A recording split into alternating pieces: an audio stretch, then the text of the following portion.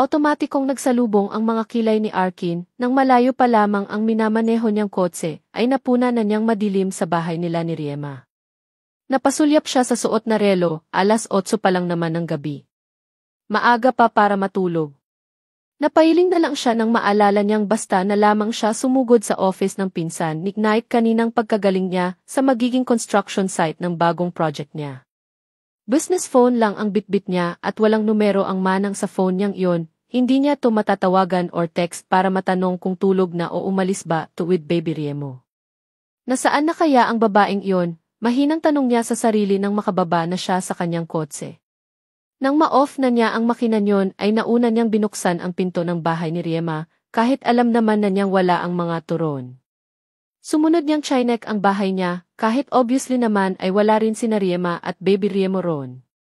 Maybe he can ask someone out there, key neighbor or kahit sino na makita niya sa labas, baka alam ng mga to kung nasaan sina Riema. He took off his pants immediately at basta na lang niya, yon hinagis sa sofa niya. Uminom lang siya ng isang basong malamig na tubig bago siya lumabas na ulit ng bahay. Pero hindi na pala niya kailangan na maghanap ng taong mapagtatanungan dahil naroon na sina Riema at baby Riemo. Si baby Riemo nakarga ng lalaking nakasuot ng boxer short, fitted na sandong gray, namumutok ang mga muscles nito sa braso na halatang alaga sa gifit automatically, his forehead creased. Saka siya napasulyap sa kanyang sarili. Okay, naka-white sando rin naman siya at naka-boxer short, yun nga lang, wala siyang braso na katulad sa lalaking may karga kay baby Riemo at kasama ng magaling naman ng ngayon dahil never naman siyang nag-gym. Well, mas namumutok ang pang-ibaba niya naman at yun naman ang alam niyang mas mahalaga, hindi ba? Napangisi na lamang siya sa sariling kalokohan. Nang muli siyang mag-angat ng tingin ay tumatawa pa rin ang manang sa kasama nitong lalaki habang pinapahigop nito si baby Riemo ng gatas gamit ang straw. AMT.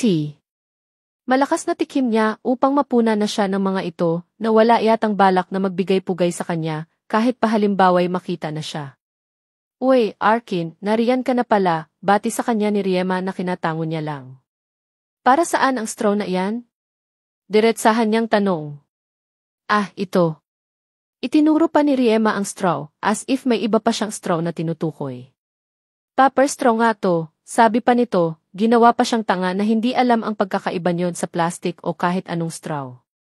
Hari nga pala, pare, pakilala sa kanya ng kasama nitong lalaki nang sumenyas siya rito na kukunin na niya mula sa pagkarga nito si baby Riemo. Arkin, pakilala rin niya out of respect. Hello, baby, agad niyang bati naman sa anak-anakan niya nang sa wakas ay makarga na niya to. Hindi niya inakala talaga na ang pagkakaroon ng baby ay isang therapy sa kahit anong pain. Weh! Pati ba sa ego? Buska sa kanya ng kung sinong nagsalita sa likod na bahagi ng kanyang utak. Tumalikod na siya sa bisita ni Riema at sa huli. Kung plano ng babae na imbitahan ang bisita nito sa bahay nito, bahala to, basta siya ay nakuha na mula rito si baby Riemo. Salamat nga pala sa tulong, Hari. Naku, wala yon, Riema. I'm glad we were able to solve your problem today. Napahinto siya sa paglalakad ng maulinigan niya ang pinag-uusapan ng mga to, problem. Solve. Ano ba ang nangyaring problema? Kung nagulat man si Riema sa medyo napataas niyang boses, kahit siya rin naman. Sino ba ang hindi maiinis na may problema na pala to at ibang tao pa ang hininga ng tulong? Tapos ay nakakainis din si baby Riemo, humahabol sa ina-inahan. Kinukuhang pilit ang straw. Naghihintay ako ng sagot, Riema. Will you please tell me kung ano ang naging problema niyo ni baby Riemo at bakit sa ibang tao ko pa nalaman to? Nang titigan lang siya nito ng ilang segundo at muling binalik ang mga mata kay Hari at minisan nito ang huli, mas nainis siya kaya tuluyan na niya tong tinalikuran bitbit niya si baby Riemo. Kung hindi nga lang kabastusan ay binagsak na niya ang pinto para maiparating niya sa mga to na nagdadabog siya. Tutal naman ay para na nga siyang bata na nagdadabog ngayon dahil daman niyang unti-unti na siyang tinutupak. Grabe ka naman. Kaagad niyang bulyaw kay Arkin nang makapasok siya sa bahay nito pagkaalis ni Hari. Iningusan siya nito. Ako pa ang grabe. Tinulungan na nga ako ng tao ni hindi mo man lang nagawang magpasalamat. Magpasalamat? Teka, ako ba ang tinulungan niya? Napamulagat siya sa sinabi nito. Dati naman na silang nagtatalo na dalawa, dati na silang nagbabangayan at masasabi niyang walang araw na hindi sila nagbangayan niyang dalawa pero ewan ba niya, parang may iba sa ngayon. Iba ang tono ni Arkin sa kanya, iba ang ganti ng salita. Aha! Alam ko na iyan. Tinaasan siya nito ng kilay. Pinagsasasabi mo. Alam ko na iyang ginaganyan mo, Arkin Winters, lintik ka talaga at may ego ka pa pala na natatamaan, akalain mo. Tumawa siya, tawa na nauwi na sa halakhak, dahil nakakatawa naman talagang isipin na nasaling niya ang ego ng mayabang na to. Ano, parang diring-diri ang itsura na sambit pa nito sa kanya. Ego. Tinamaan ang ego mo kaya ka nagkakaganyan dahil obvious naman na mas gwapo sa'yo si Harry. Ha? Payo ka na uy, kung gusto mo, sagot ko pa. Obvious din na mas macho siya sa'yo. Alagang he fight supposed to be like that, di. At mas nahit niya ang meli ego mo nang malaman mong siya ang nakatulong sa amin ni Baby Riemo. I hope you know how pathetic you are right now, Riema, naiinis na tura nito sa kanya. Sobrang inis pa nga yata. Ngayon lang niya nakita na nagkaganon to kaya niya nasabi na natamaan ni Harry ang meli ego nito. Lahat ng male species ay mataas ang ego.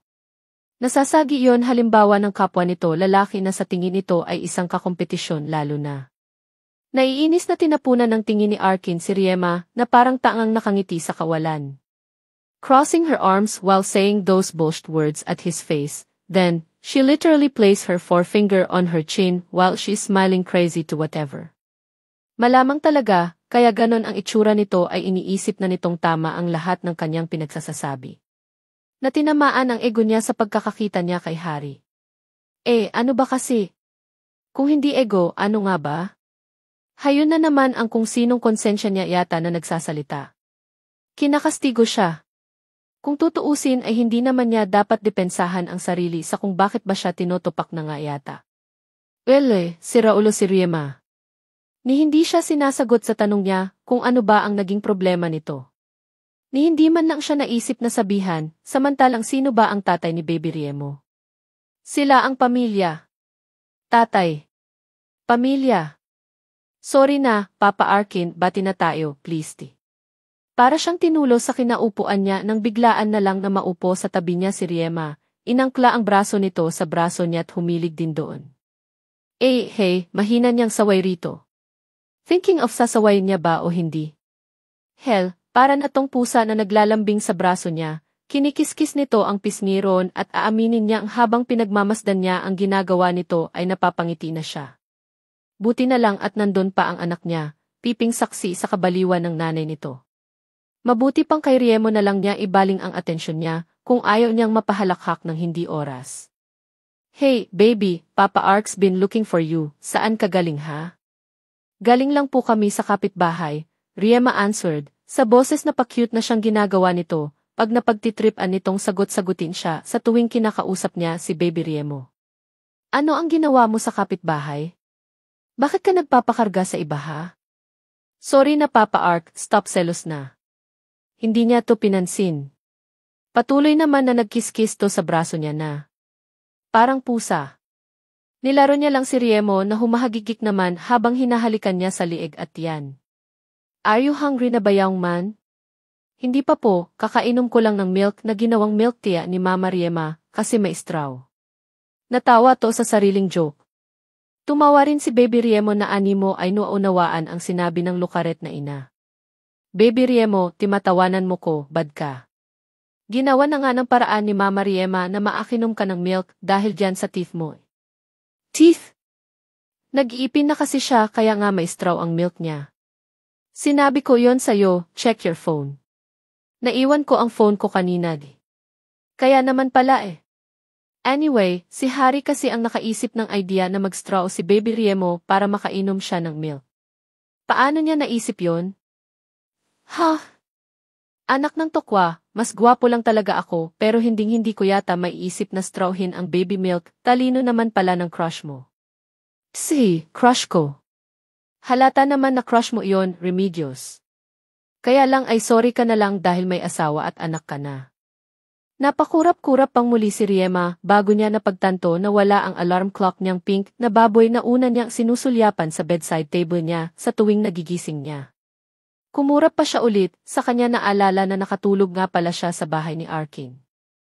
Pagkatapos nilang magtalo at mag-asaran kagabi nito ay nagkaayaan sila na kainin ang pizza na dala nito at nakatulog na siya sa sofa ng bahay nito dahil na rin sa pagod niya siguro kay Baby Riemo na nagloko kahapon dahil sa pag-ipin. Mataba na ang baby nila kaya nakakapagod na tong kargahin sa tuwing umiiyak. Good morning, untag sa kanya nino pa, di ni Arkin, na napakalawak na nakangiti habang nagtitimpala na ng kape. Naaamoy niya kasi ang aroma ng kape. Anong oras na? Tanong niya rito habang nagkukusot siya ng mga mata. 10:00 na ng umaga. Pareho nga tayong tinanghali ng gising ngayon.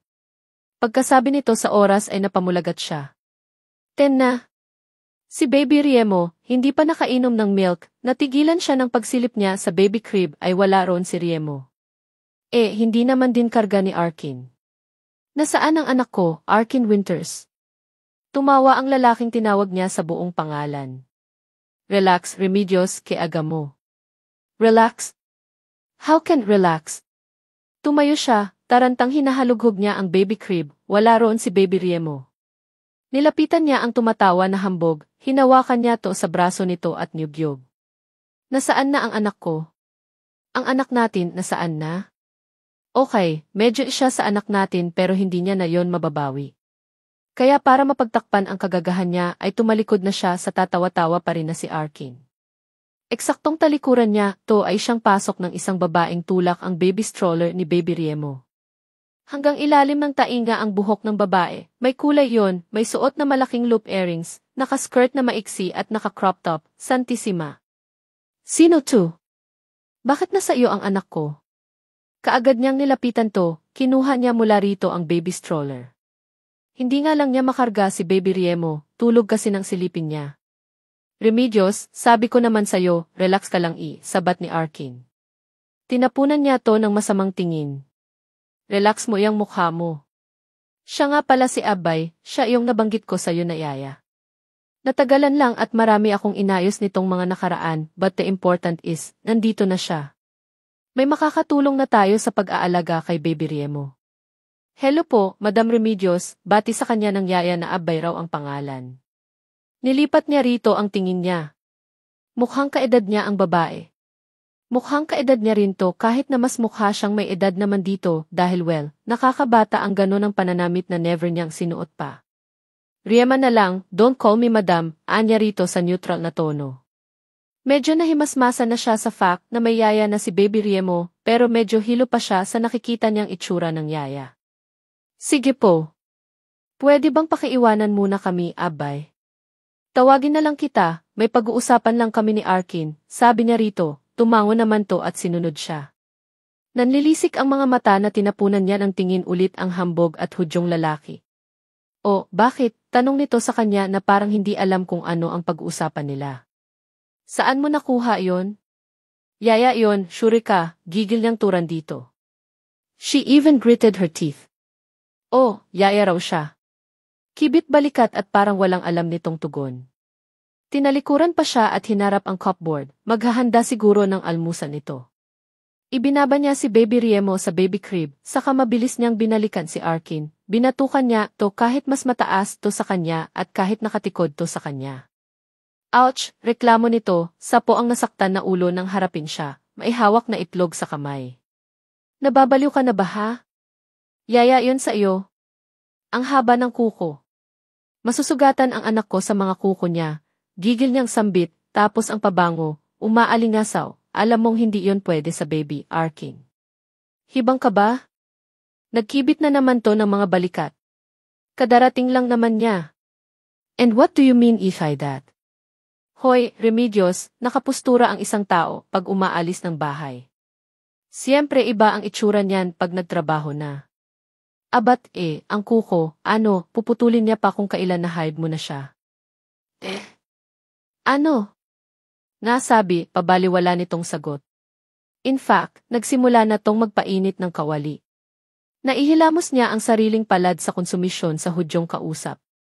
Arkin Winters, hindi laro ang pagkuha ng yaya. Says who, anito, nilingon siyang may ngisi sa labi. Nagkausap na nga kami niya ni Abay, magpuputol yan ng kuko mamaya, saka magsusuot siya ng uniform na scrub suit no. Hindi siya kumbinsido. Kaya mag-relax ka na, Remedios. Hindi. Di huwag kung ayaw mo. Masyado kang high blood. Dahil hina-high blood mo ko. Heist, saka mo na ayawan ang tao pag hindi nagampanan ang trabaho niya. Grabe ka naman, nakita mo naman na hindi pa naka-uniform kinilala na ang aalagaan. May point. Pero diskumpiyado pa rin siya talaga. Lalo at alam niyang babaero ang isang to. Choosy ka pa ba? Bakit? Ayaw mo ba na magkaroon kayo ng time no ng crush mong alaga sa gifin ang katawan? Ano? Iningusan siya nito. Lukot ang matangos na ilong. Dama kung gusto mo na rin naman ng love life, Remedios, don't me. Kaya hayan, habang nariyan si Abay, may katuwang na tayo sa pag-aalaga kay Riemo, pwede ka nang makipagligawan nang hindi kasama ang anak ko. Ano raw? Bakit parang napunta sa kanya ang sisi bigla? Ano ba? Hindi na niya natuloy ang dapat na sasabihin niya. Iniharang na ni Arkin kasi sa labi niya ang hintuturo nito para patahimikin siya. Again, saka ka na magreklamo pag hindi okay ang service ni Abay. For now, tanggapin mo na kailangan natin siya at wala tayong dapat pagtalunan doon, okay? Okay. Okay nga ba sa kanya? Siguro nga ay judgmental lang si Riema. Sa buong maghapon kasi na nakasama nila ni Baby Riemo si Abay ay okay naman to. Maasikaso naman, active rin sa gawain, mostly sa mas importante, sa pag-aalaga nga kay Baby Riemo. Katulad ng sinabi ni Arkin sa kanya, nagsuot nga to ng scrub suit bilang uniforme at naggupit ng mga kuko. Nakakagulat nga rin na ito na rin pala ang magiging all-around maid sa bahay ng mayabang na lalaki. Kung magkano ang sahod nito, hindi niya na tinanong pero para sa gaw ng service, mukha namang malaki. May yaya na si Baby Riemo, hindi ka pa rin naligo, untag sa kanya ng kadarating mula sa trabaho na si Arkin. Naramdaman naman niya at nakita ang ilaw ng kotse nito nang pumarada to sa gawing likod niya, hindi lang niya to nilingon. Naroon siya sa harapan ng bahay nito at nakamasid lang sa bagong yaya na ngayon ay nagluluto.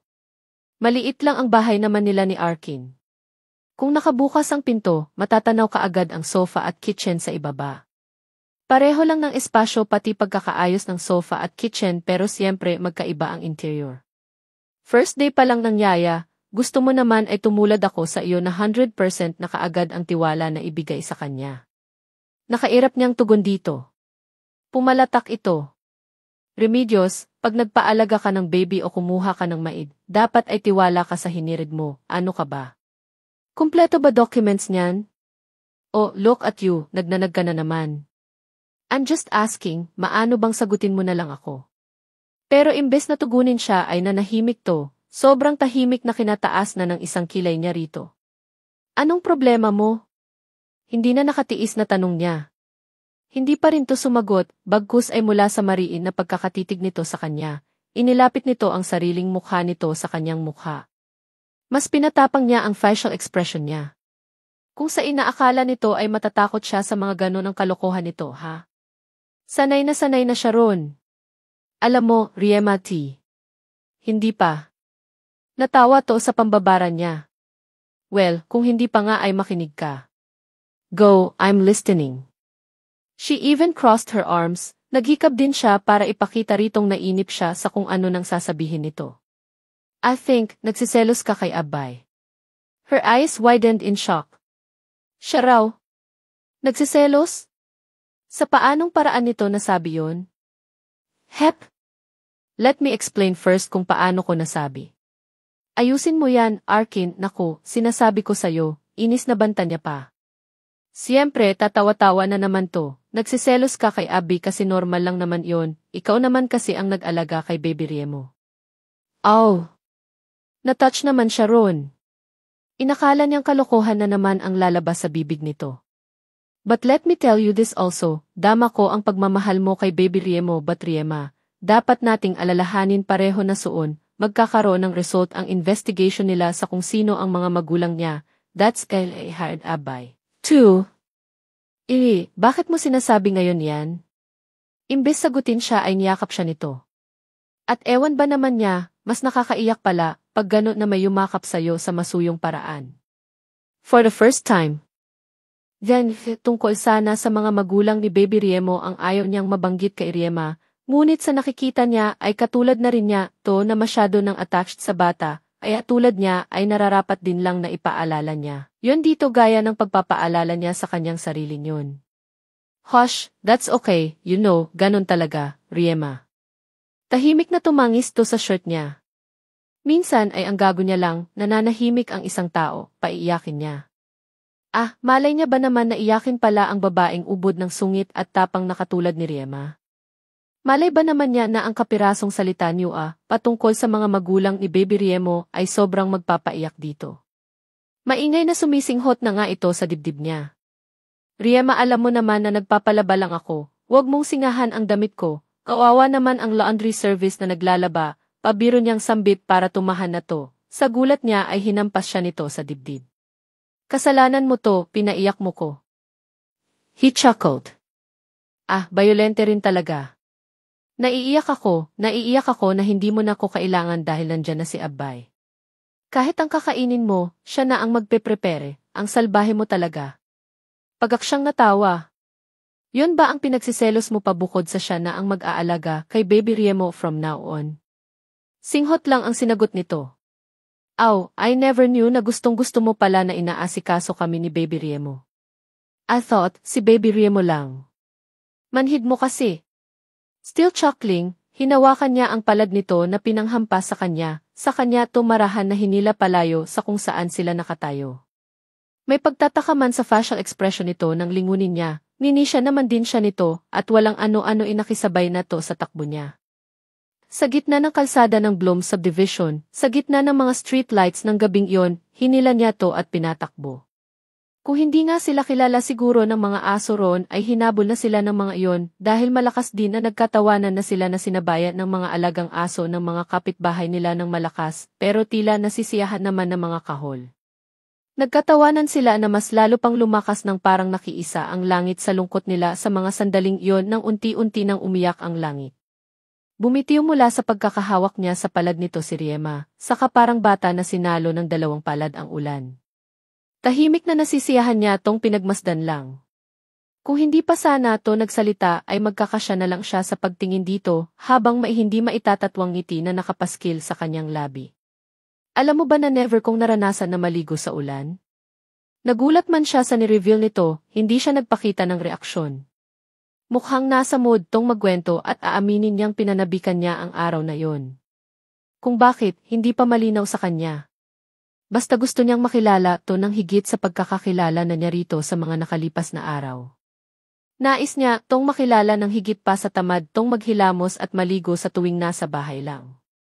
Na napakasungit man nito ay napakamaasikaso naman. Pamilya, yon kasi ang binigay ni Riema sa kanya at ni Baby Riemo. Pamilya na wala siya.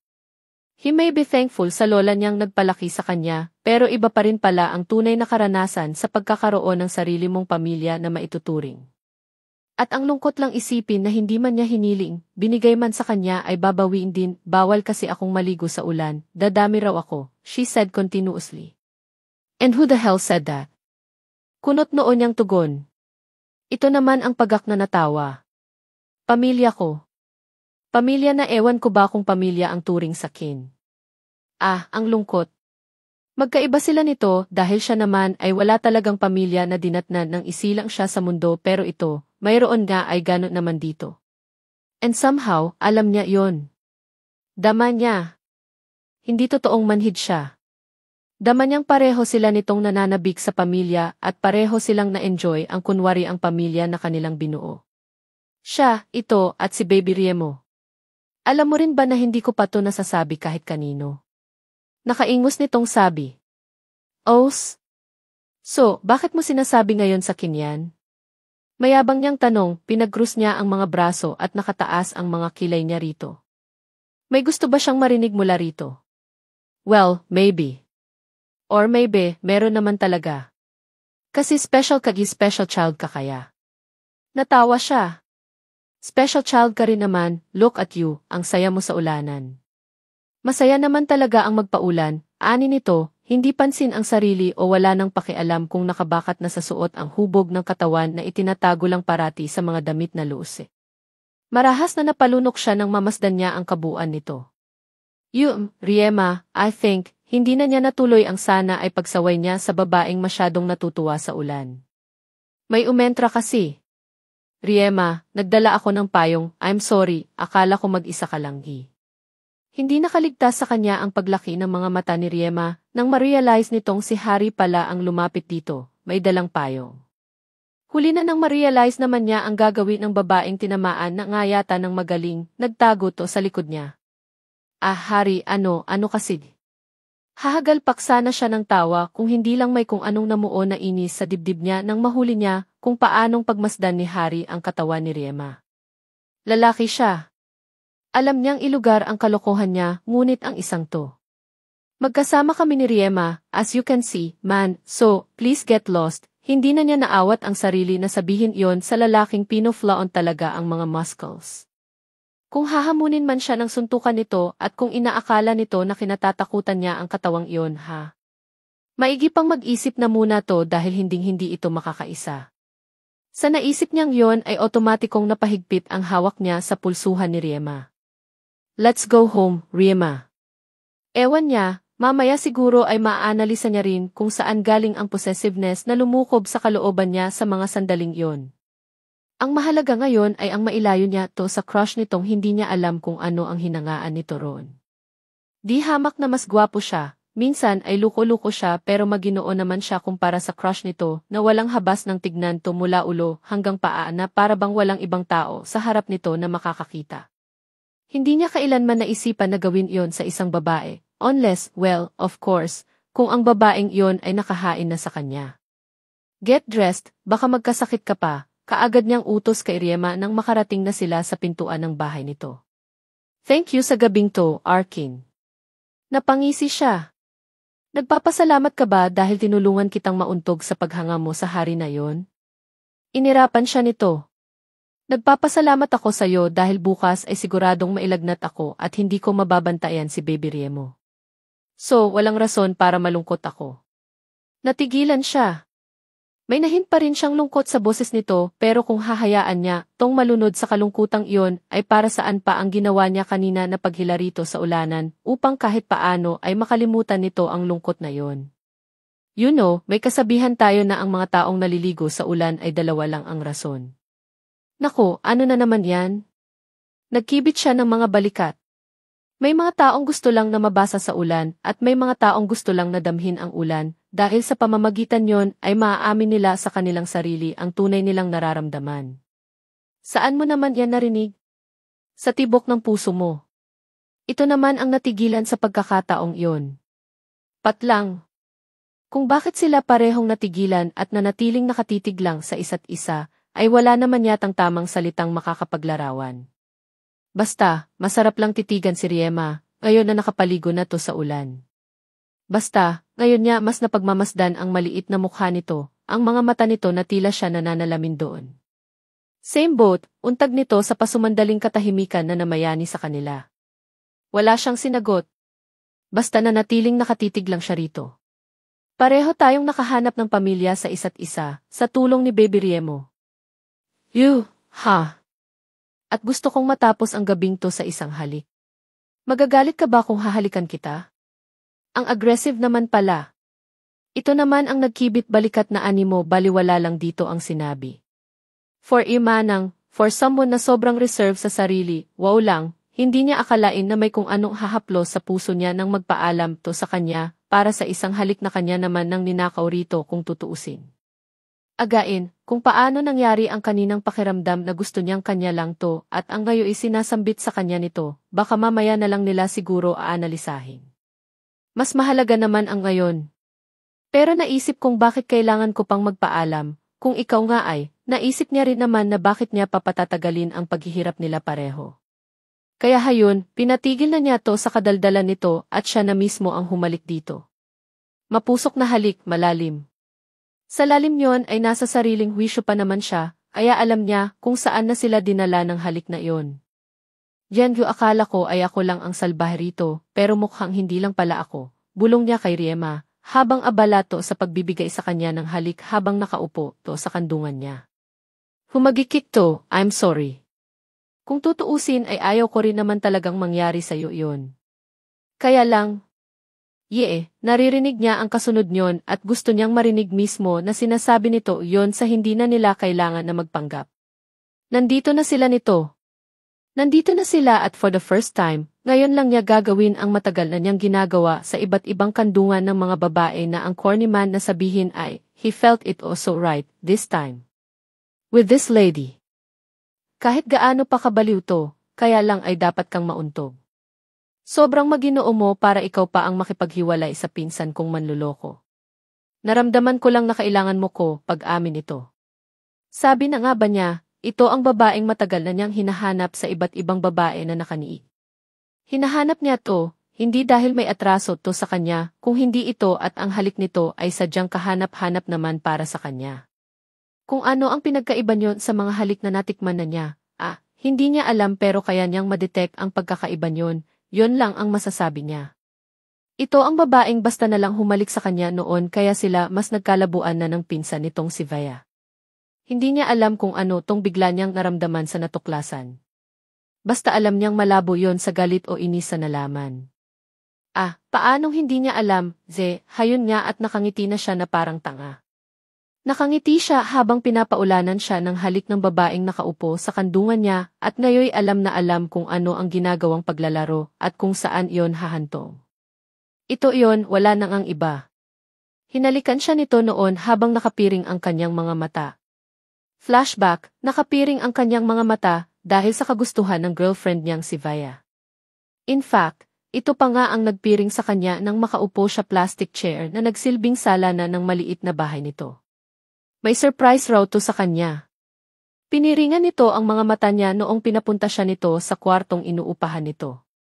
Sa pagkakaalam niya nga ay hindi naman nito solo ang kwartong inuupahan, kahit pa nga ba ngayon lang siya nakapunta ron dahil pinagbigyan lang niya naman to.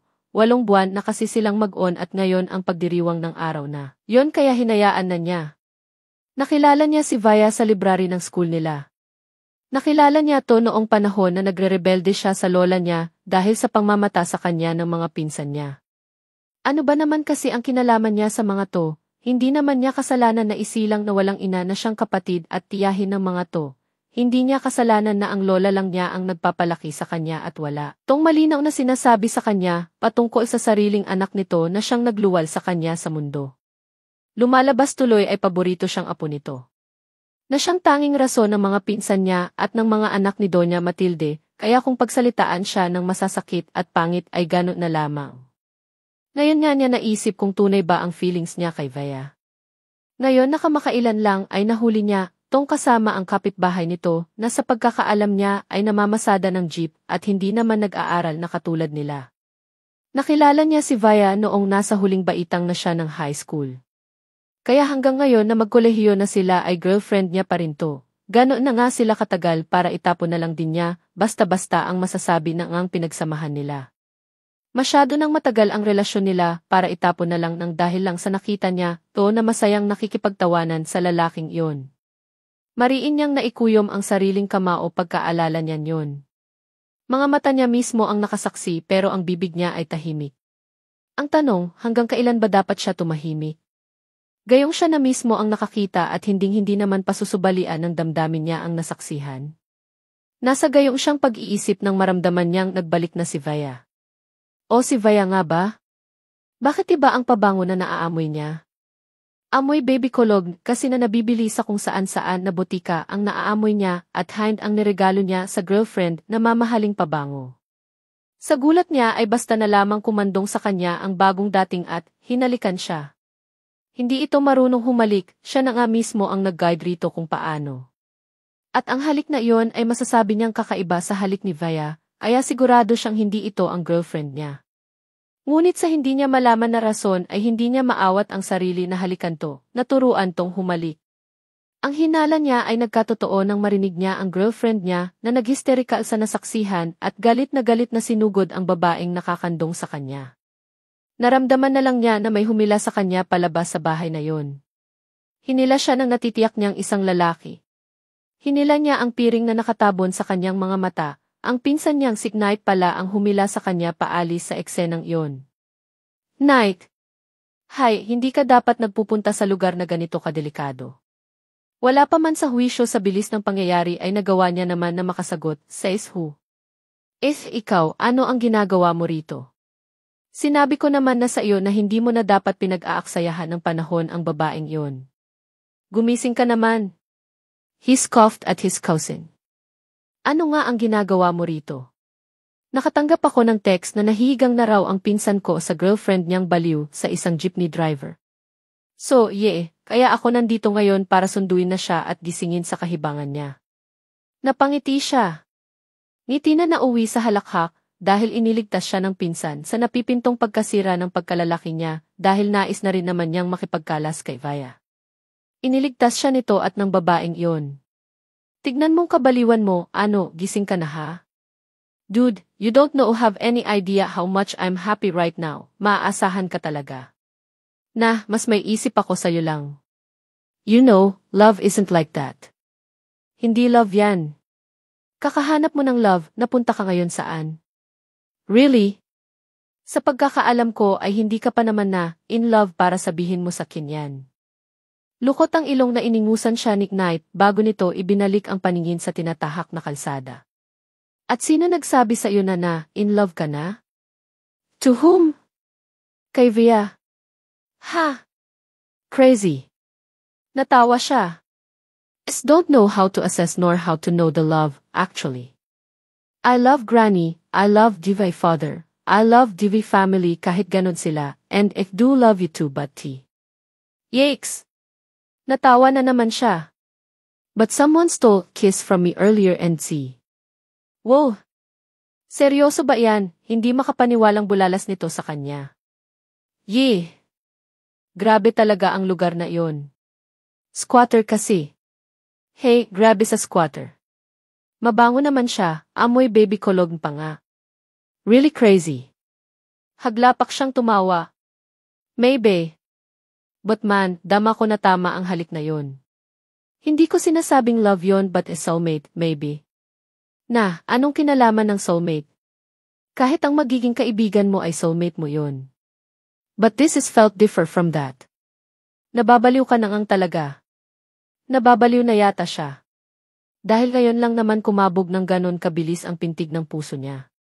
Yung pakiramdam na dapat ay naramdaman niya kay Vaya, mga feelings na hinahanap niya rito, all in ay naramdaman niya ng dahil lang sa halik ng kung sinong iyon. Well, love at first sight nga ay hindi niya kinu-question. Love at first kiss pa kaya?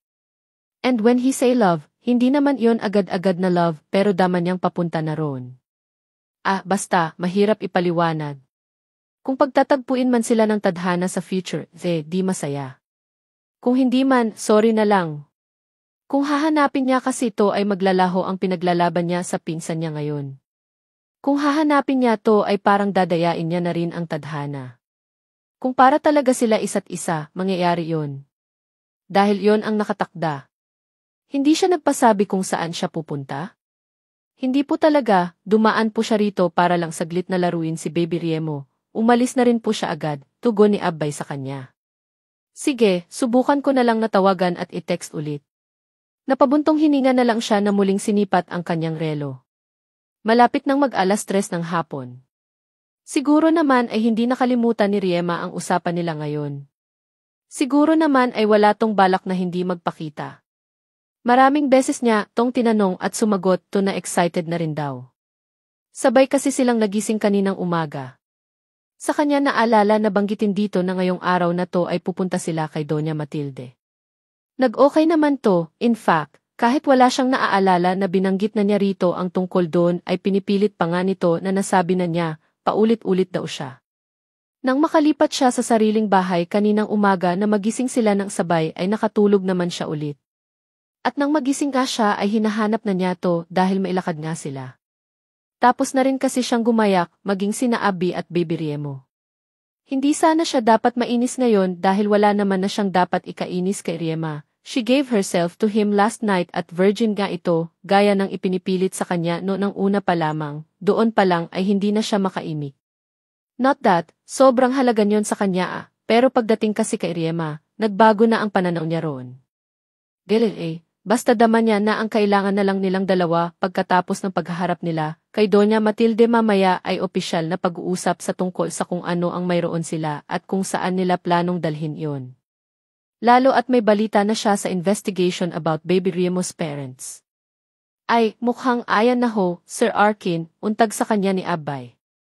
Nang lingunin niya rin ang sinisipat nito sa bintana ay pareho silang namangha sa babaeng bumaba sa isang pedicab. Ay, ang ganda naman ni Madam Riema ngayon. Bagay po talaga kayo, bas ka pa ng yaya bago siya makatalikod dito para salubungin niya si Riema. Kaya pala nawala ng mahabang oras, nagpaganda pala. Like it, anito, nakabuka ang mga braso na pinakita sa kanya ang bagong itsura nito na malayo sa tinutokso niya ritong manang. Hindi naman masyadong binago nito ang sarili to the point na lalayo na to sa dating ito, pero pagbabago na nga rin talagang matatawag yon dahil halatang ang nagpaayos at may kolorete sa mukha na ngayon lang niya nakita rito. Nakasuot pa to ng dress na ang haba ay sa ibabaw ng tuhod at nakalitaw ang balikat. Mga klase ng damit na ngayon lang nito nasuot. At ang buhok, binago rin. From nakarolyo lang palagi ang pagkakapusod ay hayon, nakalugay na iyon at pinaiksyan. Humahalik lang ang haba sa ibabaw ng mga balikay nito. Pinaunat din, wow, new look. Nakangiting turan niya rito.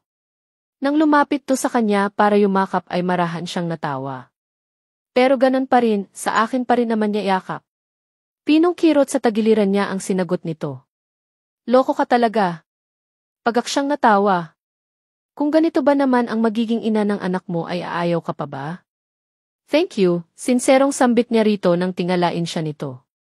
Dinampian niya to ng mabining halik sa labi. Dahil, look at you, nahihiya ka sa suot mo pero binago mo ang sarili mo para sa araw na to. Ah, you are welcome, mister. Hindi ko lang gusto na kantyawan ka na isang manang ang kasama mo. Saka na-realize ko na mas babagay ako sa'yo kung ganito ako manamit. Na kung tutuusin ay hindi mo naman kailangan na gawin. Kailangan to, feeling mo lang ay hindi. Lukot at ilong natura nito sa kanya. He rolled his eyeballs. Alam mo bang gusto kong hapitin ka ulit at ipasok sa loob ng bahay mo at ihagis sa kama mo? Hay, salbahe mo talaga. Hinampas siya nito sa dibdib niya.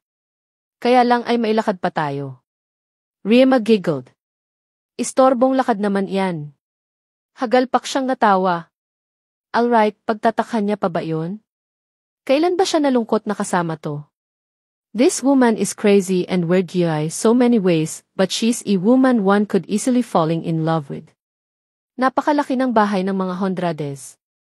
Sobrang ganda niyon sa labas pa lamang kaya pupusta si Riema na mas di hamak na sa loob. Malayo pa lamang ang minamanehong pag-aaring kotse ni Arkin, ay natanaw na niya ang mga nakahilerang katulong ng mansyon na sa tingin niya ay humigit kumulang sa 20 katao. Sadyang inaabangan ang pagdating nila. Are you nervous? Tanong sa kanya ni Arkin, kinuha ang isang palad niya at hinalikan ang likod niyon. Binawi naman niya ang palad niya rito at pabirong hinampas to sa braso. Hoy, kakapanood mo ng romantic movies yan, boss kanya rito pagkatapos. Tumawa to, yon ang tawa nito na nakaukit na sa isipan niya at kabisadong kabisado na niya. Wala hindi na niya kailangan na analisahin ang sarili. Dahil kung hindi pa ba in love ang tawag sa gano'n na kabisado na niya maging ang tawa nito, si ano? Wala ni. Ha? Nagtatakang tanong niya rito. Wala tinamaan, wika nito, sabay kindat sa kanya. Kikiligin ba siya? Na, of course, kinikilig na siya at hindi na niya kailangan na itanong iyon sa sarili. Tinamaan ng magaling.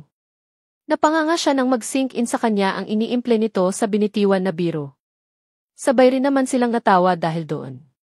Sabay rin nilang pinagalitan ang bawat isa na mag-behave at may ibang tao, si Abby nga, na pasahero nila sa backseat ng kotse. Naku, okay lang po, ani Abay, tila naunawaan sila. Natatawa man ay humingi siya ng paumanhin dito. May iba ako, may boyfriend ka na ba, Abay? Ha? Wala po, Riema. Hindi niya alam kung napuna ba nito na nautal to sa pagsagot, so, hindi na niya iyon dapat na i-push kung gayon na parang nailang to na pag-usapan. Ninisian na lamang niya to na gumanti naman ng ngiti sa salamin. Ang dami niyong katulong, hindi niya napigilan na masambit nang makalapit na sila sa entrada ng harapan ng mansyon ng mga Hondrades, at makumpirma niya ang hinala na humigit sa 20 nga ang mga naghihintay sa kanila roon. Kasi iyang si Granny, tugon ni Arkin sa kanya, kapirasong dumi, hindi raw makatulog. Hindi makahinga. Sinanay kasi ang sarili niyang ganoon. Mahirap matulog naman talaga na madumi ang paligid. Arkin scoffed.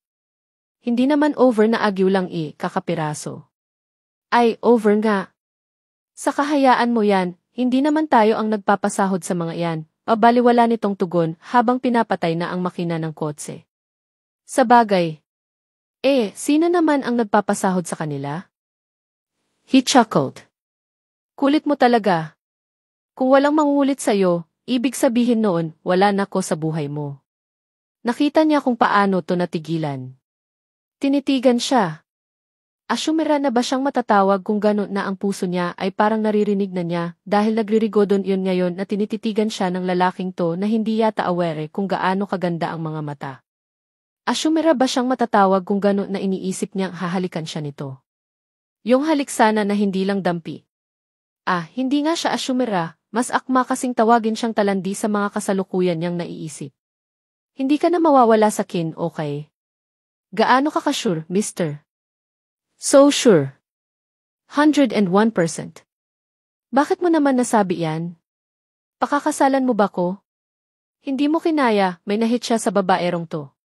Hayon at natigilan na naman to at titig na titig sa kanya. Gusto mo ba? Gusto ko, ikaw.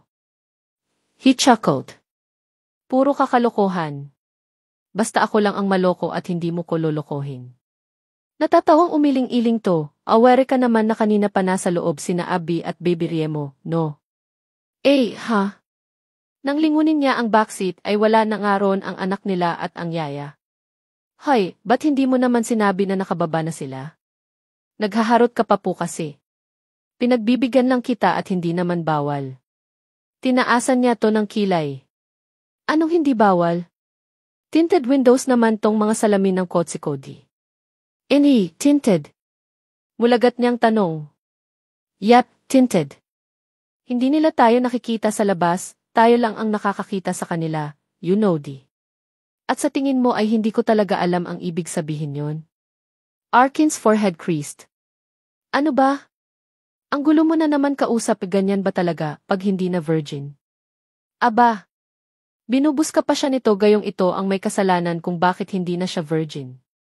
Naalala ko, ang sabi mo ay ninakaw ko ang first kiss mo, nabasa ang halik ko at iway, pero ikaw naman pala ang may kasalanan kaya naglaho na sa'yo ang first kiss mo at hindi ako. At talagang habang naroon sila sa kotse at sa tapat ng mansyon ng lola nito siya tinutokso nito. First kiss? Sinabi ko ba iyon? Totoo naman. Yung nauna kasi ay ako ang nagnakaw ng halik. Magkaiba iyon sa ako ang nagnakaw ng halik sa ikaw ang nagnakaw ng halik. Ha? She giggled. Gulong-gulo kasi ang itsura ng kuya mo, Arkin Winters. So, para hindi na maguluhan nakawan niya na lang to ulit ng halik nga. Tinted naman ang salamin, grab natin ang chance. Hindi nakakatuwa ang mansyon ng mga Hondrades. Nakakalula kasi iyon para kay Riema. Ang mga disenyo ng naglalakihan ng mga paintings ay wala siyang maunawaan. Buti na lang ay mayroon siyang namataan na isang painting na kahit sino ay alam na agad kung sino-sino ang mga nakapinta roon, pamilya ni Doña Matilde. Ito lang ang nag-iisang nakaupo habang nakapaikot dito ang mga seryosong mukha ng mga anak at apo. May isang apo na kamuntikan ng umiti sa kuha na iyon, lihim tuloy siyang natawa, paano ay si Arkin iyon, wala naman ng iba. Maloko talaga. Kapansin-pansin sa litratong iyon na pinagkopyahan ng pintor na lumikha na ang lalaking katabi niya ngayon ay may mabuting karakter kumpara sa mga kalalakihan na naroon. Napahigpit tuloy ang hawak niya sa palad ni Arkin sa naisip niyang iyon.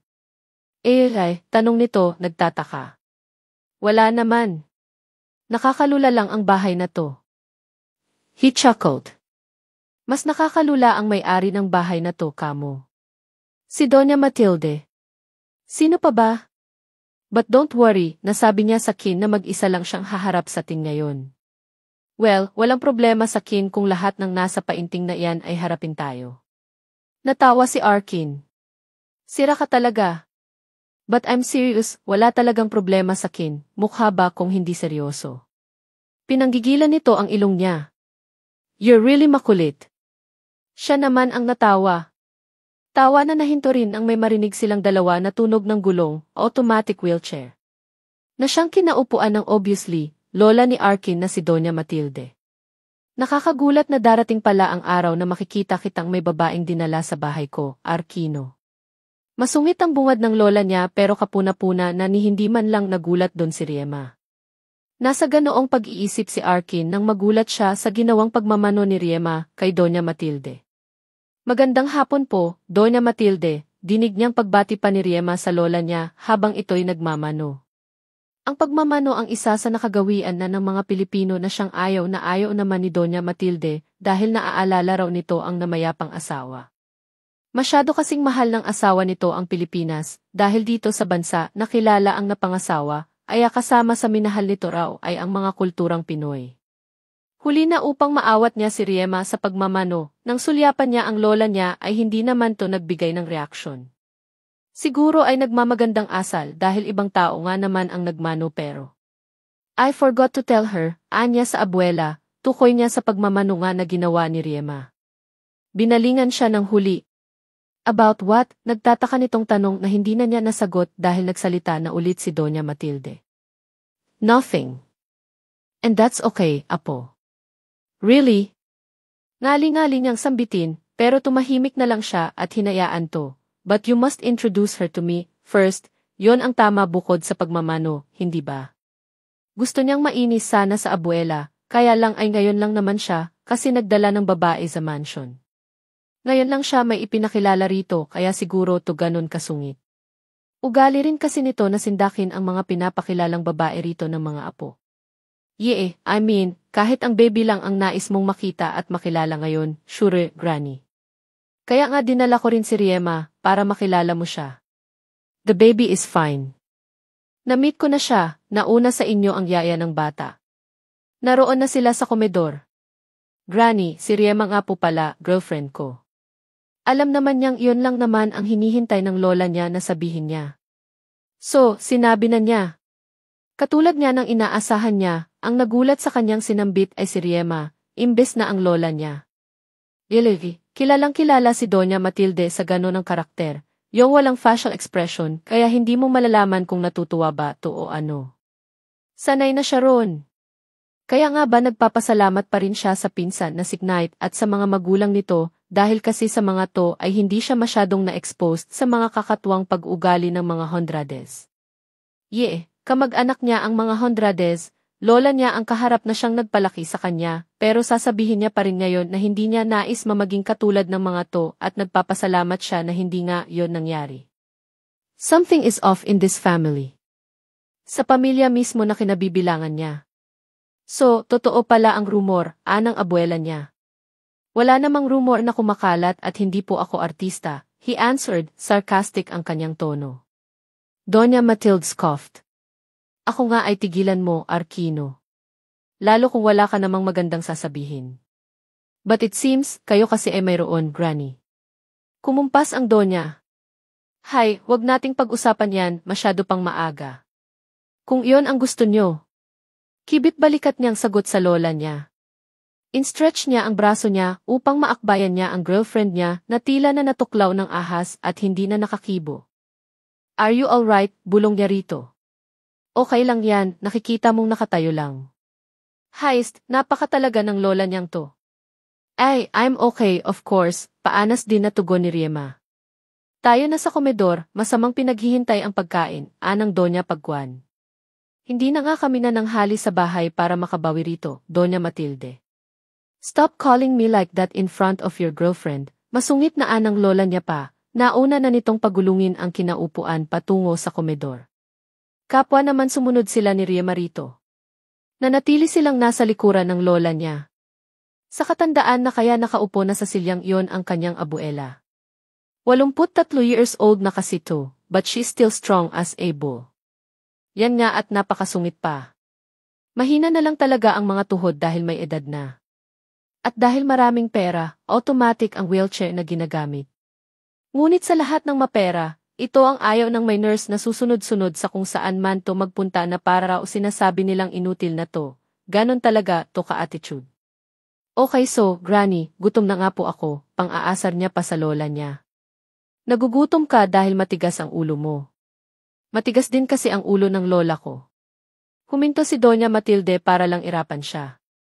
Pagkatapos ay sinulyapan nito si Riema. Hindi ka na nakapagsalita, Hijat. Ano po maaari po ba akong makigamit ng banyo? Hindi naman talaga siya nangangailangan ng banyo. Ang kailangan lang ni Riema ay matawagan ang kaibigan niyang nangungulit sa kanya dahil kanina niya pa nararamdaman na nagba-vibrate ang phone niya na nasa handbag na dala niya. Bungad niya nang sagutin niya ang tawag ng matalik na kaibigan. Putsa, akala ko wala ka na talagang balak na sagutin ang tawag ko. Nabanggit ko na sa iyo na narito na nga ako sa mansion, napakakulit mo pa rin. Lukot ang mukha na anya rito kahit hindi siya nito nakikita. Dahil mas makulit ka. Hindi ka dapat nagpunta sa bahay ng taong alam mong delikado ang pagkatao. Na-meet ko na siya. Ano? Teka, nasaan ka na ba? Papunta na ko sa subdivision ng mga Hondrades, bakit? Hello, Diana, umayos ka nga. Hindi ako mapapaano rito dahil kasama ko naman si Arkin. Hay, hindi mo alam ang sinasabi mo. Relax ka lang. Bago ako nagpunta rito ay nakahanda ako. Sinasabi ko sa'yo, hindi mo alam talaga yung pinagsasasabi mo. Napakunot noo siyang minasdan ang aparatong hawak. Diyos ko, ang sinasabi ng kaibigan niya ang hindi niya maunawaan, sa totoo lang. Kailan niya nga ba to maunawaan? Ito nga ang nagdala sa kanya sa sitwasyon na to. Kasalanan talaga nito kung bakit nahulog na siya kay Arkin Winters. Kasalanan mo kung bakit nahulog na ko. Hindi ako ang may kasalanan yan, no? Kaninong kasalanan? Hello, nananahimik ako pati ang trabaho ko, ni hindi rin ako pumayag sa kalokohan niya noong una pa lang tapos. Narinig niyang bumuntong hininga sa kabilang linya ang kaibigan. Part of you ay gusto rin ang nangyari, Remedios. Ikaw pa ba, mapapapayag ka ba ng hindi mo gusto? Paanong hindi ako papayag? Inalisan ako ng trabaho ni Doña Matilde. Natutop niya ang sariling bibig nang ma-realize niyang napalakas ang boses niya. Humagikik si Hugh sa kabilang linya. Mas grabe pa nga ang ginawa sa kin, imagine. Magkaiba tayo. Wala akong connection sa kanila, ikaw naman meron at business partner kayo ni Arkin. May connection ka, Remedios, umayos ka nga. Kapitbahay ko lang yon. Gusto mo ba na simulan natin sa umpisa, hindi na? Shut up na. Kinakalimutan ko na ang bahaging iyon ng buhay ko. Tumawa si Iki, lahat naman tayo, may madilim na bahagi sa buhay. Lahat tayo nangangailangan. Depende na lang sa pangangailangan at konsensya. At ikaw lang ang walang konsensya sa ting dalawa. Kaya nga tayo naging close. Isang sagana raw sa konsensya, isang walang konsensya. Si Raulo. Siya, enjoyin mo na yung jowa mong si Arkin. Papunta na ko. Yon lang at naputol na ang linya. Napailing na lamang siya na in-off ang phone niya. Sige, magkita na lang tayo sa harapan ng mansyon ng mga Hondrades. Yon ang text na ipinadala ni Riema kay ibago niya na pagpasyahan na lumabas na ng banyo. Matagal na niyang kaibigan si Diana. Naging kaklase niya ng 3 beses noong elementarya. Ang mga pangalan nila ang siyang naging rason kaya sila nagkadikit na dalawa. Napunan nila na magka-rhyme at pareho ng spelling, and the rest as they say is history. Habang naglalakad siya papunta sa komedor kung saan naroon sina Arkin, hindi niya maiwasan na maalala ang sinabi nito sa abuela na girlfriend siya nito. Aaminin niyang nagulat siya. Hindi niya akalain na ganun siya ipapakilala nito dahil wala naman silang opisyal na usapin patungkol doon. Isa pa, aaminin niyang nabuwag niyon ang tapang na inipon niya sa pakikipagkita kay Doña Matilde ngayong gabi. Alam niyang nagulat din si Doña Matilde na naroon siya at nagpakita rito pagkatapos ng maraming taon na nagdaan noong huli silang magkita at magkakilala. Naikuyom niya ang sariling kamao sa alaala. Napaglaruan siya ng matandang donya noon pa man at hinayaan niya yon hanggang sa huli dahil ayon na rin sa matalik niyang kaibigan na si Diana ay hindi papayag ang donya na hindi niya sundin ulit ang pinag-uutos nito. Ang sa kanya lang naman ay kailan magtatapos ang pagsunod nila? Ang kawalan nila ng kakayahan na tumanggi. Kaya nga ba pinakita niya sa Donya ngayong gabi na binago niya ang pananamit niya. Sa pamamagitan kasi niyon ay pinapakita niya na rito na hindi na siya ang Riema na susunod na lamang sa nais nito. Hindi niya pa nakakalimutan ng sabihin sa kanya ng Donya na gusto siya nito dahil mukha siyang uto-uto. Gaya ng hindi niya pa rin nakakalimutan ang sinagot niya rito na pag binago niya na ang kanyang sarili, yon na ang araw na hinding-hindi na siya magagamit nito. Kailan nga ba nagsimula ang lahat ng to? Bakit nga ba hinayaan niya na ganito na ang kahantungan ng lahat? Wala namang ibang talo sa huli rito kung hindi siya at may Baby Riemo at Arkin na tong kasama. Ang dalawa ang pinakamahalagang tao na sa puso niya ngayon. Dalawang taong pinakamahalaga na sa kanya na inaakala niya noon na ang kanyang pamilya. Pamilya na siyang tanging rason kung bakit nagawa niyang sundin ang pinag-uutos ni Donya Matilde noon na pagsirain sina Vaya at Arkin dahil sa pera. Kung sana ay nakinig siya kay Diana, hindi sana mangyayari sa kanya to. Kung sana nakinig siya sa kaibigan na tigilan na niya ang pagtulong sa mga kapatid niya na may kanya-kanya ng pamilya. Ang lungkot lang na ako pa rin ang mawawalan sa huli. Dahil paano niya ipapaliwanag kay Arkin ang lahat ng to? Maniniwala ba ang huli kung sasabihin niyang, hindi siya pumayag na magpanggap na partner nito na naanakan para makuha ang mana nito, but not until wala na siyang magawa dahil nagawa ng lola nitong ipatanggal siya sa trabaho. Walang kasiyahan ang lola nito. Hindi niya alam ang rason, basta na lang nang mapulot niya si Baby Riemo, tumawag si Diana sa kanya at sinabi sa kanyang sakyan ang gusto ni Arkin dahil utos ni Donya Matilde. Hindi niya alam ang rason, hindi niya rin inalam dahil ayaw niyang pumayag. May bata na kasing involved. May feelings na kasing involved. Hindi na niya itatanggi ngayon na magmula noong sinunod niya ang utos ng Donya na pagsirain ang pinsan niya at si Arkin ay hindi na siya pinatulog ng kanyang nagawa. Akala niya noon ay dahil lang iyon sa nakokonsensya siya at malaking pera rin kasi ang pinangpiyansa ng matandang Donya sa kuya niya na wala rin, nakulong din naman pagkalipas ng ilang buwan at hanggang ngayon ay nasa kulungan. Akala niya noon ay nakokonsensya lang siya, kaya ginawa niya ang lahat ng paraan upang huwag makaramdam at magmanhid-manhidan sa pamamagitan ng pagbaliwala sa paligid niya. Paano naman ay lahat na lang ng nagawa niya sa tatlo niyang kapatid, wala rin naman napuntahan. Kung may pakonsuelo siya, yon ay ang mga pamangkin niya na hindi rin naman niya matitiis. Sa huli, siya rin na mag-isa ang magpapatatag sa kanyang sarili dahil daman niyang magtatapos na ang lahat ng ito ngayong gabi. Hindi naman kasi niya tinanggap ang binabayad ni Donya Matilde sa serbisyo raw niya. Hindi niya tinanggap ang pera nito dahil bukal sa loob niya na alagaan si Baby Riemo at para sa kanya ay walang katumbas na pera yon, lalo na ang pag-asikaso niya at pag-entra niya sa buhay ni Arkin. Siguro nga ay tama na naman si Diana, na deep inside her, gusto niya rin na ang pinag-uutos ng Donya, kaya kahit hindi siya pumayag at kahit hindi siya nagpabayad ay tinuloy niya ang nais nito. Tinuloy niya ang nais nitong mangyari na pagmamanipula sa damdamin ng sariling apo sa hindi malinaw sa kanya na rason. Wala rin naman ng saysay na malaman niya ang rason ng Donya. Noong una kay Vaya ay alam niya ang dahilan. Sino ba naman kasing lola ang hindi ilalayo ang mayaman na apo sa isang babaeng taga-squatter na ay nagagawa pang manloko? Itong kay Baby Riemo ay malabo sa kanya. Nakakaiyak lang na sa pagmamanipulang iyon ng Donya ay damay siya. Mas malaki pa nga ang damage sa kanya. Karma na yata niya sa nagawa niya noon kay Vaya at Arkin to. Tama na, nakakaiyak lang isipin. Kung may dapat siyang pagtuunan ng pansin ngayon ay ang pagkausap sa Donya ng sarilinan. Ito na ang bahalang magsabi kay Arkin ng lahat. Wala na siyang mukhang ihaharap sa apo nito pagkatapos ng gabing to, nakapagdesisyon na siya na ang tatapos ng lahat. Siya na ang tatapos at kusang lalayo. Siya na ang tatapos sa pagmamanipula ni Donya Matilde sa kung sino-sino. Sa paggamit nito sa kanya. Bahala na si Diana kung ayaw nitong matapos ang kalokohan na to, basta siya, matagal nang tapos at nananahimik, dinamay lang ng Donya na naman. Tatapusin na niya dahil kawawa naman ang puso niya. Hindi naman siya umaasa na mahal din siya ni Arkin. O kung umaasa man siya, alam niyang lahat ng iyon ay maglalaho pag nalaman nito ang pakikipagsabuatan niya sa lola nito. Natigilan siya sa paglalakad nang maramdaman niya ang mainit na likido na naglandas sa kanyang pisngi. Naiyak na pala siya nang hindi niya namalayan. Kaagad niya yung pinalis ng mga palad. Nang kukunin niya sana ang tissue na nasa handbag niyang bitbit ay nasagi siya ng kung sino, kumalat tuloy ang laman ng handbag niya sa tiles na sahig. I'm sorry, miss, hinging paumanhin sa kanya ng lalaking halata naman na humahangos kaya pala siya nasagi. Buti na lang, kaunti lang ang nahulog sa laman ng handbag niya.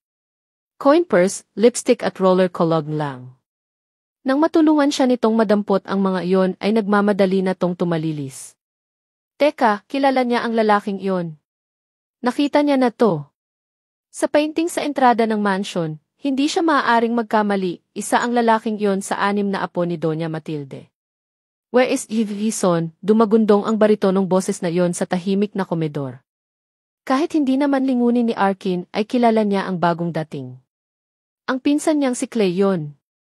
Ang matandang binata kung tawagin sa magpipinsan na Honrades, dahil ito ang panganay sa magpipinsan, ngunit nananatiling single sa edad na 32. Nang sulyapan niya ang abuela ay pasimpleng nagpahid muna to ng bibig bago tugunin ang bagong dating. Son! Clayton, mukhang nagkamali ka yata ng napasukan na bahay o whatever dahil sa pagkakaalam ko ay hindi naman to daycare o pedia clinic. Napangisi siya sa sinagot ni Doña Matilde sa pinsan niyang si Clay. Kung mamalasin nga naman sila sa abuela. I am not joking here, Granny. I know, and I must thanks heaven na until now na halos mapatid na ang mga ugat mo sa galit ay tinatawag mo pa rin akong Granny, apo kong panganay, their grandmother sarcastically said. Where is the son, Arkin? Nang walang makuha na matinong sagot sa lola nila ay siya ang binalingan ng pinsan. Nabalitaan ko na ikaw ang nag-alaga sa kanya and a certain Remedios Valderrama. I will thank you later, mahalaga lang sa akin na mahanap ang anak ko ngayon muna. Sino ba naman ang tatay na hindi mahalaga sa kanya ang anak? Siyempre ay wala. At sa nakikita niyang galit sa parati namang galit na pinsan niyang to, humanda talaga ang lahat pag hindi nito nahanap ang anak. Tinapunan niya ng sulyap ang lola niya at saka siya nagsalita. Anak niya si Baby Riemo.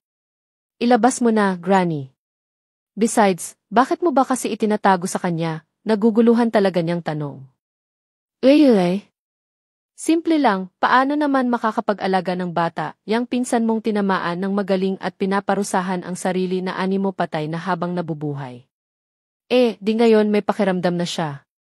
Bumaling to kay Clay, saka, wala na sakin ang anak mo, Clayton. Naroon na kay Abelina, tinanggay na. Walang salita na humangos na paalis ang pinsan niya. And you, dapat mo nang puntahan si Remedios. Nasa banyo, hindi ba? At naniniwala ka na hanggang ngayon ay nasa banyo. Hindi naman makakaalis yon. Wow, ang yabang talaga ng apo kong to. No, actually, magpapasalamat nga ako sa'yo, Granny. Malawak na napangiti ang Donya. Lahat kayong mga apo kong lalaki ay dapat naman na magpasalamat sa kin. Muli pang nabangga ni Clay Honrades si Riema, nang lumabas kasi to ng pinto ay siyang pag-atras niya, ngunit sa pagkakataong iyon naman ay nagkatitigan lang sila. Narinig niya ang lahat. Narinig niya na ito ang tatay ni Baby Riemo. Hindi man malinaw sa kanya ang iba pang mga narinig kanina na pag-uusap ng mga to sa loob ay isa lang ang tumatak sa isipan niya, nasabi na ni Doña Matilde sa apong si Arkin ang lahat. Alam na ni Arkin na bayad siya noong ginawa niya ang paghalik dito. Alam na nito na may alam siya patungkol sa pag-aalaga kay Baby Riemo, napaka na lahat yon ng Donya, pero nanatiling tikom ang bibig niya at hinayaan niya tong mapaglaruan ng lola nito. O paglalaro nga ba? Ano ba ang intensyon ni Doña Matilde? Hindi malinaw sa kanya. Ang sakit sa ulo isipin. Ikaw si Remedios Valderrama, untag sa naglalakabay na isipan niya ni Clay Honrades, bumalik to ng makalampas na sa kinatatayuan niya at tinanong siya. Kiming tango lang ang naitugon niya. Masyadong nakakatakot ang aura ng lalaking kaharap niya, kaya kahit hindi naman siya nasasakal talaga ay ganon ang pakiramdam niya nang magtama ang kanilang mga mata. Maraming salamat sa pag-aalaga sa baby ko. Kahit kinamayan na siya nito ay nakatanga pa rin siya roon. Nakatanga pa rin hanggang sa maglaho to sa kanyang paningin. Kung hindi dahil sa natanggap niyang text mula kay Diana, ay hindi niya maaalala na dapat niyang pagtaguan si Arkin. Pagtataguan niya to, wala na siyang mukha na maihaharap dito maging sa lola nito kung tutuusin. Sino ba ang niloko niya? Siyempre ay kaya niya pa rin naharapin ang mga to, ang feelings niya kay Arkin ang tatakasan niya, wala nang iba. Feelings na baka sakali na magbago pa kung sakali na hindi niya to makita at makasama. Hindi siya ang deserving na babae para rito. Hindi ang babaeng katulad niya na nagawa itong paikutin ang para rito. Hindi niya kayang malayo rito pero siyempre ay kakayanin niya. Wala naman siyang hindi kinaya sa buong existence niya sa mundo. Isang malalim na hininga ang hinugot niya bago siya magpatuloy na sa paglalakad palayo sa komedor ng mansyon ng mga Honrades. Mahirap na, baka, pag nagkaharap sila ni Arkin, ay mapayakap na lang siya rito at hindi na umalis sa pagkakayap na yon. Kung sana nga ay ganun kadali. Kaso ay hindi. Sa paglayo na gagawin niya ay kasama na rin doon ang paglimot kay Baby Riemo. Sasku. Napakurap-kurap pa siya, nasa harap na pala siya ng mansyon at nakalabas na nang hindi man lang niya namamalayan. Hayun nga at naroon na sa pagtawid si Diana, maneho ang Wrangler jeep nito at sinisitsitan na siya. Napatingin siya sa madilim na kalangitan. Nakakagulat na magdidilim na pala. Parang alas 4 lang yata ng hapon nang makarating sila sa mansyon na iyon. Ganon kabilis ang oras. Kaya kakapitan niya pa rin ang oras sa paghihilom na gagawin niya. Muli ay nilingon niya ang nakakalulang malaking bahay na nasa kanyang likuran, bago niya itinapak na palabas ng gate ang kanyang mga paa dahil malinaw na niyang nakikita na iritang-irita na ang kaibigan niya sa kaartehan niya. Hay, kahit kailan, panira sa moment ang isang to talaga, anya sa isipan patungkol sa kaibigan na mainipin. Nang tuluyan siyang makalabas sa gate ng mansyon, natural lang na mag-aangat siya ng tingin at tatawirin niya ang kalsada. Kaya lang, sa muling pag-angat niya ng tingin ay isang mamahalin na sasakyan ang bigla na lang huminto sa Wrangler jeep ng kaibigan niya at kitang-kita niya na ang isang mataas na lalaki na bumabaron at hinila ang kaibigan niya palabas sa jeep nito. Dina D. Hindi niya maigalaw ang mga paa niya sa gulat at takot na lumukob sa sistema niya sa nasaksihan. Tulong! Kailangan ni Diana ng tulong. Kaso ay bakit walang lumalabas na tinig sa lalamunan niya? Ang takot at kaba na lumukob sa kanya ay nasundan ng pagdagundong ng kanyang dibdib nang may marinig siyang sumabog. Takip niya ang mga palad sa magkabilang tainga na napayukyok na lang siya sa kung saan siya nakatayo at hindi makakilos. Mariin niya ring pikit ang mga mata. Kahit na malinaw naman na sa kanyang pandinig na ang kaninang sumabog ay isang klase ng paputok na umaangat sa langit, fireworks nga. Makukulay yon. Nakakasiyang pagmasdan. Binilisan ni Arkin ang paglalakad upang kaagad siyang makalapit kay Riema. Nakita niya tong napatalungko mula sa kinatatayuan dahil sa gulat sa nasaksihan na paghila ng pinsan niyang si Gael Honrades kay Architect. Next page nakita niya rin kasi ang lahat. Kung ano man ang problema ni Gael at Architect, gayon din sina Clay at Abay, bahala na ang mga to sa paglutas ng mga iyon dahil may sarili siyang love life na dapat pagtuunan ng pansin ngayon. The love of his life is their confused man sa mga fireworks na tinitingila ay hindi naman iyon maalisan ng tingin. Well, sino ba ang hindi mamamangha sa mga fireworks na iyon? Makukulay iyon na sadyang pinalamutyan ang tahimik at madilim na kalangitan. Bakit nga ba kailangan niya pang magmadali upang makalapit agad kay Riema? Gayong hayon, nakita na nito ang tunay na purpose ng mga fireworks na iyon na ang lahat ay inayos ni Night Winters. Akalain niya ba naman na may romantic bond pala ang pinsan niyang iyon sa katawan? Panagutan Valley, Remedios Valderrama. Riema blinked her eyes once again, totoo nga. Naroon pa rin sa madilim na kalangitan ang mga katagang iyon. Kaagad niyang kinapa ang phone niya, kailangan niyang makuhanan ng litrato iyon bago maglaho. Do you like it? Inawat ng palad ni Arkin ang akmang pagkapa niya sa phone niya. Mukha namang nagustuhan mo at nakalimutan mo na ang kaibigan mo Natigilan siya. Pagkatapos ay napayakap na lang dito. No words can actually describe what she's feeling right now. Kung may salita pa ba na nababagay, hindi niya maapuhap. Your friend is alright. I think may something sila ni Gael, bulong sa kanya ni Arkin, while gently caressing her hair, habang siya ay nagsisimula ng maiyak sa balikat nito. I'm sorry. Yung si Ew ay, Day, hindi mo kailangan na magpaliwanag sa akin dahil alam ko na ang lahat. Mas nakakaiyak naman ang sinabi nito. Nakakainis. She heard him chuckled. Bakit ka naiiyak? Ayaw mo ba akong panagutan? Hinawakan siya nito sa balikat niya at marahan siyang iniharap. Ngayon ay magkatitigan na sila. Pananagutan ko ang mga kasalanan ko sa iyo, promise. Tumawa si Arkin. Patawa ka ba? Siya naman ang natawa. Overwhelmed lang. Hi, Riema Valderamati. Ina. Hindi na kita tatakasan. Nagbago na ang isip ko. Pananagutan na kita, Arkin Winters, kahit ang corny mo na. Halakhak ang sinagot niya. Hindi talaga ako ang may ideya niyan. Inirapan niya to, feeling ko ay kilala ko, deh. Pasensya ka na, nagulat ka ng fireworks. Bongga naman gusto ko nga sanang picturean kasi ngayon lang ako nakakita ng gano'n na may letters. Hinapit siya nito at inakbayan. Ngayon nga lang talaga. Yan kasi ay ideya ng asawa niyang si Alondra. So, ibig sabihin, ngayon lang nila ginamit. Tumango-tango si Arkin. Ngayon lang nila tinesting. Si Alondra kasi ay naging katuwang na ni Knight sa negosyo niya. Yan nga ang idea niya, wedding coordinator na siya ngayon, catering pa. Talagang naungusan na ang alaherong pinsan ko. Nakakainggit naman. At bakit ka maiinggit? Di hamak na mas marami akong pera kay Knight Winters, anang isang boses na hindi nila maipagkakamali kahit kanino, si Doña Matilde. Naikot niya tuloy ang kanyang eyeballs. Yan na naman po ba tayo sa pera niyo?